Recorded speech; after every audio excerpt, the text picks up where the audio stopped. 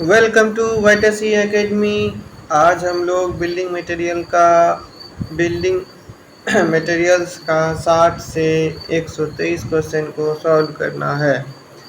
तो हम लोग का पहला सवाल है, निम्नलिखित में कौन सा युग्म गठन के आधार पर पत्थर के सही प्रकार के साथ मिलान करता है?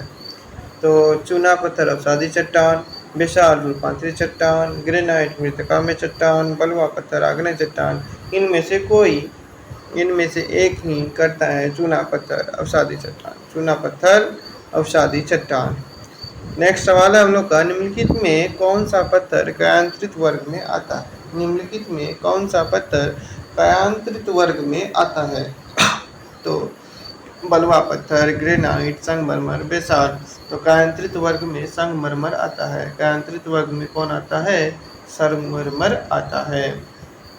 नेक्स्ट सवाल है हम लोगों का कि निम्न कायांतरित चट्टानों में कौन सा एक अधिक मौसम प्रतिरोध विशेषताएं हैं? अधिक मौसम प्रतिरोध विशेषताएं हैं।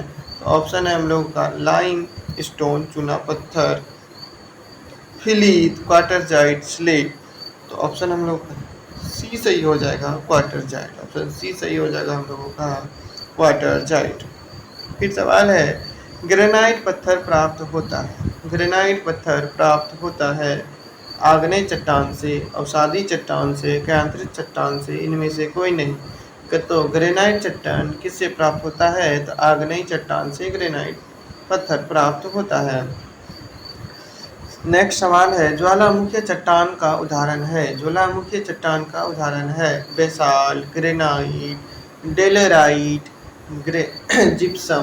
तो ज्वालामुखी चट्टान का उदाहरण कौन है? तो बेसाल्ट ज्वालामुखी चट्टान का उदाहरण है। बेसाल्ट ज्वालामुखी चट्टान का उदाहरण है। नेक्स्ट सवाल है हम लोगों का, नेक्स्ट सवाल है, निम्नलिखित में से एक स्तरीय चट्टान कौन है? निम्नलिखित में कौन एक स्तरीय चट्टान है? बलुआ पत्थर, ट्रैप, ग्रेनाइट, बेसाल्ट। तो ऑप्शन हम लोगों का ए सही हो जाएगा। बलुआ पत्थर एक स्तरीय चट्टान है। बलुआ पत्थर एक क्या है? स्तरीय चट्टान है। नेक्स्ट सवाल है हम लोगों का, क्रिस्टलीय एवं सघन कणों वाले सेल क्या कहलाते हैं? क्रिस्टलीय एवं सघन कणों वाले सेल क्या कहलाते हैं? तो ऑप्शन हम लोगों का सही हो जाएगा, आंतरिक सेल कहलाते हैं। क्रिस्टलीय एवं सघन कण वाले सेल आंतरिक सेल कहलाते हैं। नेक्स्ट सवाल है हम लोगों का, खनिज के सूक्ष्म टुकड़े और कले ग्रेड के कणों के 0.0202 mm व्यास से कम के क्रिस्टल या रवे से बने अवसादी चट्टान को किस रूप में वर्गीकृत किया गया है? तो मृत्तिका में चट्टान के रूप में वर्गीकृत किया गया है। किस रूप में वर्गीकृत किया गया है? तो अर्गेलियस चट्टान, मृत्तिका में चट्टान के रूप में वर्गीकृत किया गया है। नेक्स्ट सवाल है हम लोगों का, जिप्सम है जिप्सन। ऑप्शन हो जाएगा हम लोगों का डी, रासायनिक रूप से अवक्षेपित अवसादी चट्टान। रासायनिक रूप से अवक्षेपित अवसादी चट्टान जिप्सम क्या है? रासायनिक रूप से अवक्षेपित अवसादी चट्टान है। नेक्स्ट सवाल है हम लोगों का, केओलिन को रासायनिक रूप से डैश के रूप में वर्गीकृत किया गया है। केओलिन को किस रूप में वर्गीकृत किया गया है? तो मृत्तिका में चट्टान, अर्गेलियस चट्टान के रूप में वर्गीकृत किया गया है। नेक्स्ट सवाल है हम लोगों का, मृत्तिका में चट्टान में उपस्थित मुख्य रासायनिक घटक होता है। मृत्तिका में चट्टान में कौन सा मुख्य रासायनिक घटक क्या है? तो ऑप्शन है चूना, सिलिका, एल्युमिनियम, डोलोमाइट। तो ऑप्शन बी सही हो जाएगा हम लोग का, एल्यूमिना। मृत्तिका में चट्टान में उपस्थित किसकी उपस्थिति पाई जाती है? तो एल्यूमिना की उपस्थिति पाई जाती है। नेक्स्ट सवाल है हम लोगों का, निम्नलिखित में से किसे सिलिका में चट्टान कहते हैं? किसे सिलिका में चट्टान कहते हैं? सलेट, चूना पत्थर, लेटेराइट, ग्रेनाइट। तो किसे सिलिका में चट्टान कहते हैं? तो ग्रेनाइट को सिलिका में चट्टान कहते हैं। निम्नलिखित में से किसे सिलिका में चट्टान कहते हैं? तो ग्रेनाइट को सिलिका में चट्टान कहते हैं। नेक्स्ट सवाल है, इनमें से कौन सा सेलों का रासायनिक वर्गीकरण है? सेलों का रासायनिक वर्गीकरण है। ऑप्शन है सिलिका सेल, अस्तरित सेल, अस्तरीय सेल, साल्कित सेल। ऑप्शन हम लोगों का ए सही हो जाएगा, सिलिकामय चट्टान। ऑप्शन ए सही हो जाएगा हम लोग का, सिलिकामय चट्टान। नेक्स्ट सवाल है, सिलिका में चट्टान में प्रमुख घटक क्या है? तो सिलिका में चट्टान में प्रमुख घटक चूना, मृतिका, स्लेट, सिलिका। तो ऑप्शन हम लोग का सी सही हो जाएगा। सिलिका में चट्टान में प्रमुख घटक क्या है? सिलिका है। नेक्स्ट सवाल है हम लोगों का, रासायनिक दृष्टि से मार्बल क्या होता है? कायांतरित चट्टान, मृतिका चट्टान, चूना में पत्थर चट्टान, सिलिका में चट्टान। तो रासायनिक दृष्टि से मार्बल कैल्केलियस रॉक होता है, चूना में चट्टान होता है। रासायनिक दृष्टि से मार्बल चूना में चट्टान होता है। नीज एक रासायनिक वर्गीकरण है। नीज एक रासायनिक वर्गीकरण है। जलीय चट्टान, अवसादी चट्टान, रूपांतरित चट्टान, सिलिका में चट्टान। तो नीज एक रासायनिक वर्गीकरण है, तो सिलिका में चट्टान का रासायनिक वर्गीकरण है। नीज किसका रासायनिक वर्गीकरण है? तो सिलिका में चट्टान का रासायनिक वर्गीकरण है। नेक्स्ट सवाल है, मृतिका में पदार्थ वह होता है। मृतिका में पदार्थ वह होता है जिसके मुख्य घटक के रूप में एल्युमिना है, जिसके मुख्य घटक के रूप में चूना है, जिसमें पानी डालने पर गर्म होता है, जिसमें हल्के से हथौड़ा चलाने पर आसानी से टूट जाएगा। तो ऑप्शन ए सही हो जाएगा हम लोग का, जिसमें मुख्य घटक के रूप में एल्युमिना है। जिसके मुख्य मृतिका में चट्टान क्या है? जिसके मुख्य घटक के रूप में एल्युमिना है। मृतिका में चट्टान किससे बनी है? मृतिका में चट्टान किससे बनी है? मृतिका प्राधान्य से, सिलिका से, ग्रेनाइट पाउडर से, चूना से। तो मृतिका में चट्टान मृतिका प्रधान से बनी हुई है। मृतिका में चट्टान मृतिका प्रधान से बनी हुई है। नेक्स्ट सवाल है, एल्युमिना अथवा मृतिका जैसे मुख्य संघटकों वाली सेल कहलाती है।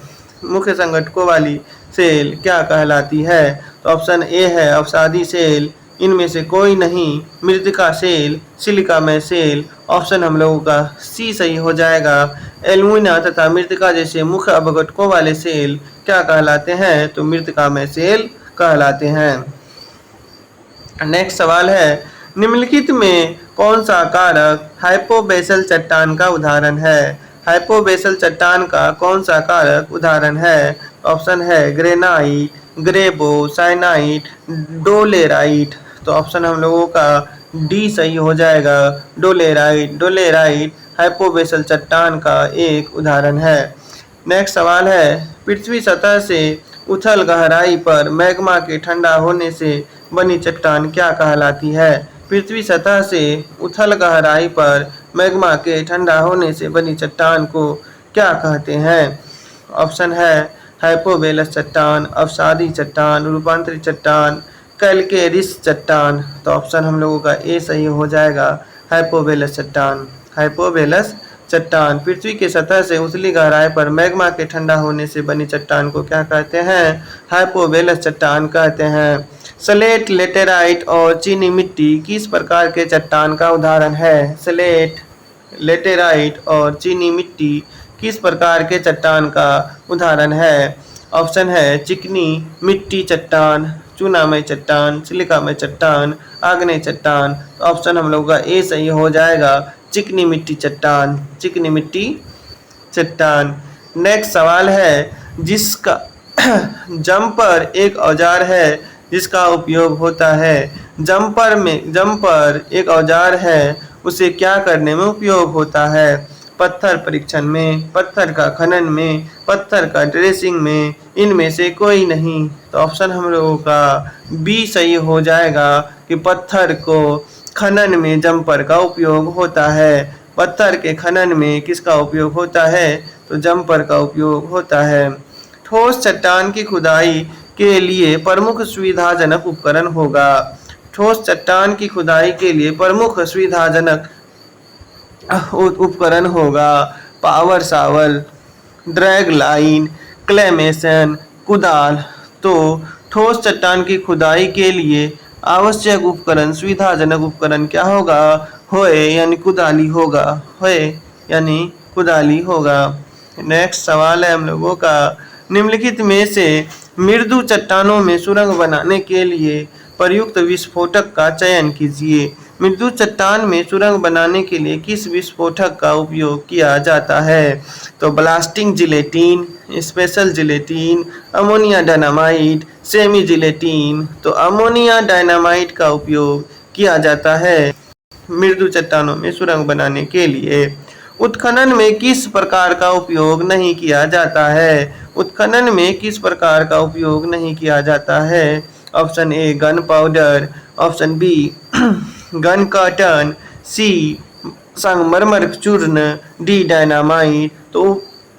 तो उत्खनन में किसका उपयोग नहीं किया जाता होगा? तो संगमरमर चूर्ण का उपयोग नहीं किया जाता है। नेक्स्ट सवाल है हम लोगों का, बी एक विस्फोटक जिसमें 65% साल्टपीटर, 20% गंधक व 5% चारकोल होता है। तो डायनामाइट में होता है, नाइट्रोसुलोज में, सेलुलोज में होता है, ब्लास्टिंग पाउडर में होता है, कार्डराइट में होता है। तो 60% साल्टपीटर, 20% गंधक, 15% चारकोल, ये सारे किसमें होते हैं? तो ब्लास्टिंग पाउडर में होते हैं। ये सारे किसमें होते हैं? ब्लास्टिंग पाउडर में होते हैं। निम्नलिखित में कौन सा हाथ का औजार खनन में प्रयुक्त होता है? हाथ का औजार खनन में प्रयुक्त होता है तो फ्लियर, हैमर, खनन तार, XSM। तो हैमर का उपयोग हैमर का उपयोग हाथ का औजार खनन में उपयोग होता है। हैमर हाथ से चलाया जाता है। फिर नेक्स्ट सवाल है हम लोगों का, चट्टानों के छोटे, पतले और नियमित पत्थरों जैसे ग्रेनाइट और नीस के उत्खनन के लिए सबसे उपयुक्त क्या है? तो उत्खनन के लिए सबसे उपयुक्त है हीटिंग। उत्खनन के लिए सबसे उपयुक्त क्या है? हीटिंग है। नेक्स्ट सवाल है, कठोर और सघन चट्टानों में भवन पत्थरों के उत्खनन के लिए आमतौर पर किया जाता है? पच्चर विधि, विस्फोटन विधि, चैलेंजिंग विधि, इनमें से कोई नहीं।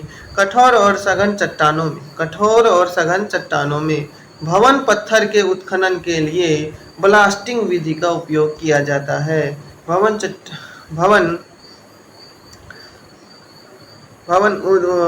पत्थरों के उत्खनन के लिए ब्लास्टिंग विधि का उपयोग किया जाता है। नेक्स्ट सवाल है, संगमरमर डैश के द्वारा उत्खनित किया जाता है? संगमरमर वेजिंग के द्वारा उत्खनित किया जाता है। तो संगमरमर किसके द्वारा उत्खनित किया जाता है? तो संगमरमर वेजिंग के द्वारा उत्खनित किया जाता है। नेक्स्ट सवाल है, प्राकृतिक चट्टानों से भिन्न आकारों के पत्थरों के खनन की प्रक्रिया क्या कहलाती है? प्राकृतिक चट्टानों से भिन्न आकारों के पत्थरों के खनन की क्रिया क्या कहलाती है? ड्रेसिंग, सीजनिंग, पॉलिशिंग, उत्खनन। तो प्राकृतिक खदान चट्टानों से विभिन्न प्रकार के पत्थरों की खनन क्या कहलाती है? तो उत्खनन कहलाती है। क्या कहलाती है? उत्खनन कहलाती है। पत्थर के परिपक्वन के लिए आवश्यक अवधि कितनी होती है?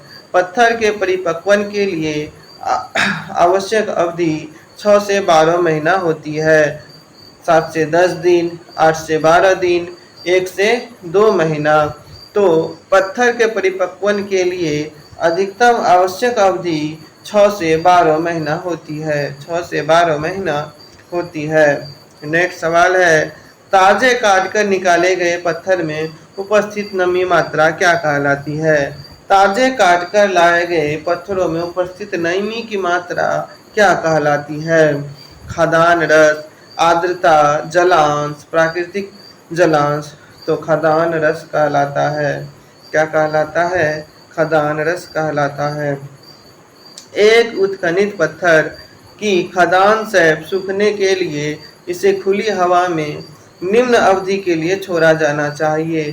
खुली हवा में कितने अवधि के लिए छोड़ा जाना चाहिए? 6 to 12 मंथ, 6 से 12 महीना के लिए खुली हवा में छोड़ी जानी चाहिए खदान से निकाली गई पत्थर को।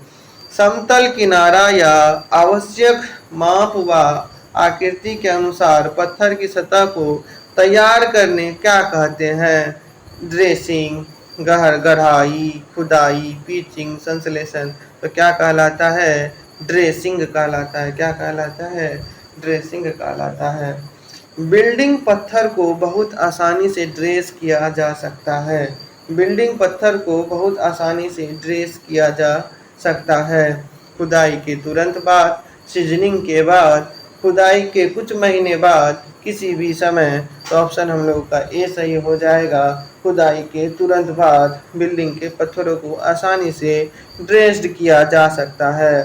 पत्थर की ड्रेसिंग की जाती है। पत्थर की ड्रेसिंग की जाती है खनन के तुरंत बाद, आफ्टर संशोधन के पश्चात, खनन के 3 माह पश्चात, निर्माण के तुरंत पहले। तो ऑप्शन ए सही हो जाएगा, खनन के तुरंत पश्चात। नेक्स्ट सवाल है, घिसाई संपूर्ति का एक प्रकार है जहां घूमने वाली स्टील को चकती का प्रयोग किया जाता है। इस प्रकार के संपूर्ति निम्न पर पूर्ण से की जाती है। प्लास्टरिंग सतह पर, लकड़ी पर, पत्थर पर, धातु पर। ऑप्शन ए हम लोग का सी सही हो जाएगा, पत्थर पर। घिसाई संपूर्ति का एक प्रकार है जो कि स्टील की चकाती का प्रयोग किया जाता है। ये कहाँ किया जाता है? तो लकड़ी में पत्थर में किया जाता है। किस में किया जाता है? पत्थर में किया जाता है। निम्नलिखित में किस उदाहरण का उपयोग पत्थर के गहराई में नहीं किया जाता है? पत्थर के गहराई में नहीं किया जाता है। किस उपकरण का उपयोग पत्थर के गहराई में नहीं किया जाता है? सतही हथौड़ा, मुकदर, क्रो छैनी, बिंदु छैनी। तो क्रो छैनी का उपयोग पत्थर के गहराई में नहीं किया जाता है। ड्रेसिंग पत्थर और वेस्टेज परिसज्जा में से क्या है? असत समांतर निशान बनाना, केवल दोनों किनारों पर 20 mm की सीमा तक परिसज्जा देना, फलक पर सतत बनाना, या छेनी के साथ फलक के चारों ओर 30 से 50 mm चौड़ी मर्जिन का कार। ऑप्शन हम लोग का यहाँ ए सही हो जाएगा, असत समांतर निशान बनाना। ड्रेसिंग पत्थर पर विशेष परिसज्जा क्या है? असत समांतर निर्माण करना। एक पत्थर की प्रवृत्ति के साथ विभाजित करने के लिए होना चाहिए। एक पत्थर की प्रवृत्ति के साथ विभाजित करने के लिए होना चाहिए गठन, भंग, क्लीवेज, संरचना। तो क्या होना चाहिए? क्लीवेज होना चाहिए। क्या होना चाहिए? क्लीवेज होना चाहिए।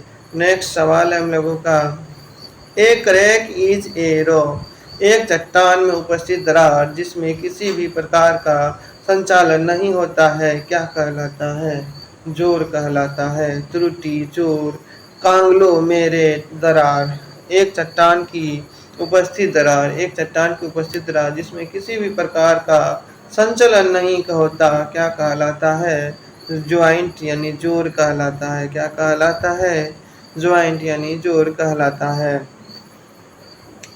चट्टानें कायांतरित प्रतिबल समूह की ओर डैश करती है। चट्टानें कायांतरित प्रतिबल समूह की ओर अप्रत्यास्थ, प्रत्यास्थ, समदेशिक, असमदेशिक। चट्टानें कायांतरित प्रतिबल समूह के साथ प्रत्यास्थ करती है।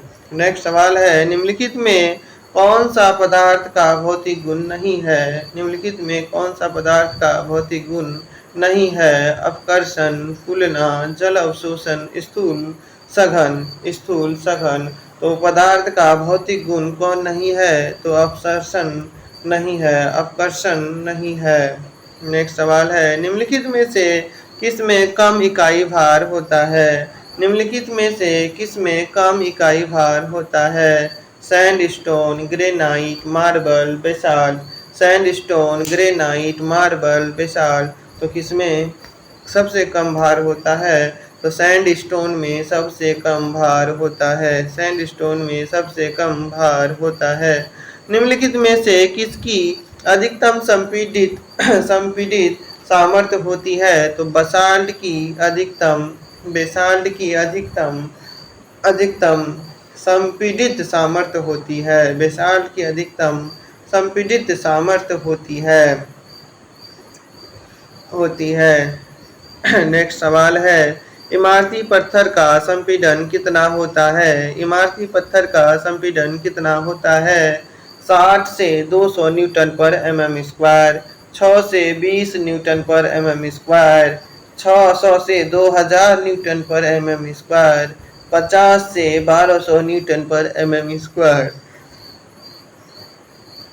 ऑप्शन हम लोगों का ए सही हो जाएगा, 60 से 200 mm पर स्क्वायर। इमारती पत्थर का संपीड़न सामर्थ्य कितना होता है? 60 से 200 न्यूटन पर mm स्क्वायर। 60 से 200 न्यूटन पर mm स्क्वायर। नेक्स्ट सवाल है, निम्न में से पत्थर की संपीड़न सामर्थ्य किस पर निर्भर नहीं करती है? पत्थर की संपीड़न सामर्थ्य किस पर निर्भर नहीं करती है? तो ऑप्शन बी सही हो जाएगा, वर्केबिलिटी यानी सुकार्यता पर। वर्केबिलिटी यानी सुकार्यता। नेक्स्ट सवाल है, वह पत्थर जिसकी संदलन सामर्थ्य अधिक होती है, वह पत्थर जिसकी संदलन सामर्थ्य अधिक होती है क्या कहलाता है? स्लेट, ग्रेनाइट, नीज, चूना पत्थर। तो संदलन सामर्थ्य सबसे अधिक नीज की होती है। संदलन सामर्थ्य सबसे अधिक नीज की होती है। बलवा पत्थर की संपीड़न सामर्थ्य निम्नलिखित होती है। बलवा पत्थर की संपीड़न सामर्थ्य क्या होती है? 800 kg पर सेंटीमीटर स्क्वायर, 650 सेंटीमीटर kg पर सेंटीमीटर स्क्वायर, 550 kg पर सेंटीमीटर स्क्वायर, 400 kg पर सेंटीमीटर स्क्वायर। तो ऑप्शन हम लोगों का बी सही हो जाएगा, 400 kg पर सेंटीमीटर स्क्वायर। 400 kg पर सेंटीमीटर स्क्वायर।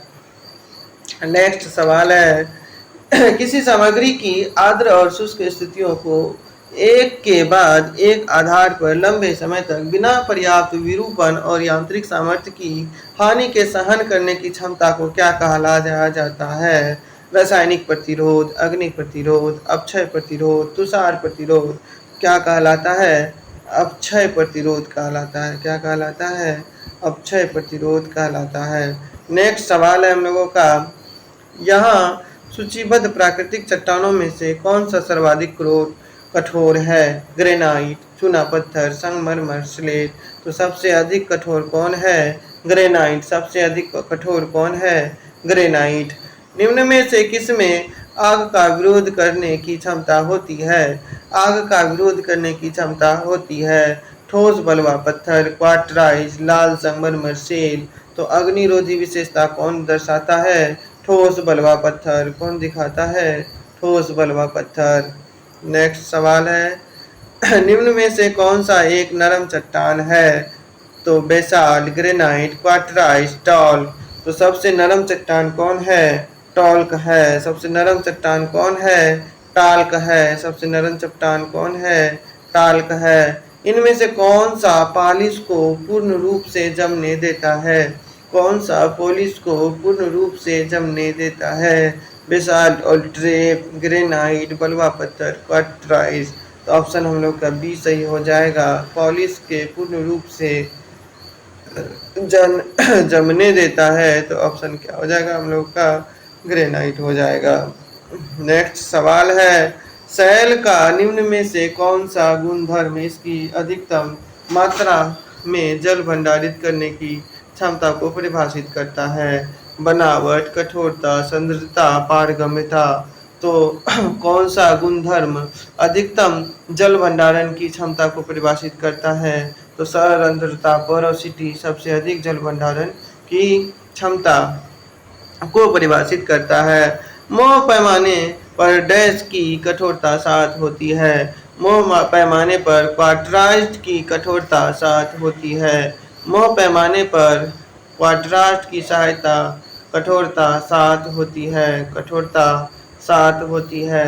मोह पैमाने पर टोपाज की कठोरता कितनी होती है? मोह पैमाने पर टोपाज की कठोरता कितनी होती है? 8 होता है। मोह पैमाने पर टोपाज की कठोरता कितनी होती है? 8 होती है। नेक्स्ट सवाल है हम लोगों का, पत्थर को उत्तम पत्थर कहा जाता है।